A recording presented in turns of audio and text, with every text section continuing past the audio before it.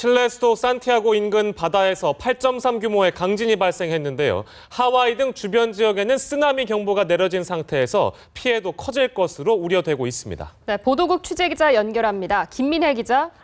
네, 지진이 발생한 건 현지 시간으로 16일 오후 8시쯤입니다. 미국 지질조사국은 칠레 수도 산티아고에서 북서쪽으로 228km 떨어진 태평양 연안에서 규모 8.3의 강진이 발생했다고 전했습니다. 이 외신들에 따르면 지진으로 산티아고 시내의 건물들이 크게 흔들리고 수천 명의 주민들이 밖으로 대피했고요. 이 가옥들이 무너지고 차량들이 고지대로 대피했다고 전했습니다. 통신도 불안정한 상태로 알려지는데요. 사망자도 점점 늘어서 현재까지 지진 여파로 5명이 숨진 것으로 전해지고 있습니다. 네, 현지 시간으로 16일 오후 11시쯤에 쓰나미가 올 것으로 예상이 됐는데 지금 상황은 어떻습니까? 네, 지진 여파로 칠레 해안 전역과 인접국인 페루에는 쓰나미 경보가 발령됐고 미국 하와이와 뉴질랜드 그리고 일본 등도 주의보에서 경보로 격상된 상태입니다.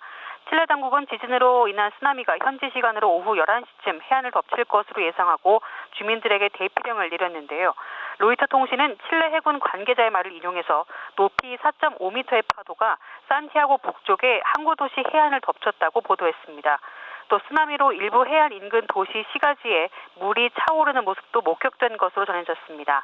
아직까지 쓰나미 피해가 알려지지 않은 가운데 페루 정부 등 인접국은 자국 해안에 최대 3m의 파도가 닥칠 것으로 예상하고 있습니다. 네, 우리 교민들 피해도 우려스러운데요. 상황이 어떻습니까?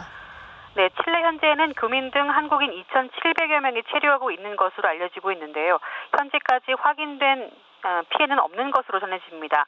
특히 칠레 해변 지역에 거주하는 한국 교민 3,400명은 모두 무사한 것으로 알려졌습니다. 현재 진출한 30여 개의 우리 기업들 피해 보고도 아직 없는 것으로 파악되고 있습니다. 외교부는 비상 연락망 등을 가동해서 칠레 교민과 현지 여행객들에게 해안에서 멀어지고 신변 안전에 유의할 것을 당부하는 안전 공지를 했고 하와이에 체류하는 우리 국민에게도 관련 공지를 했다고 전했습니다.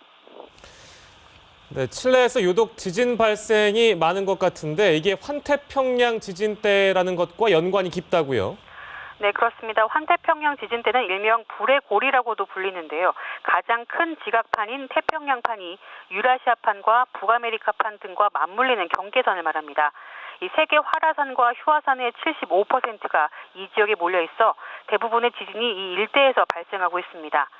칠레에선 이전에도 여러 차례 지진 피해를 봤는데요. 지난 1960년에 규모 9.5의 강진으로 5천 명이 숨졌고 2010년에는 규모 8.8 지진으로 480여 명이 목숨을 잃었습니다. 미국 지질조사국은 1730년 이후 지금까지 규모 6.0 이상의 강진만 25차례 이상 발생한 것으로 파악하고 있습니다. 자세한 소식 들어오는 대로 전해드리겠습니다. 지금까지 보도국에서 연합뉴스TV 김민혜입니다.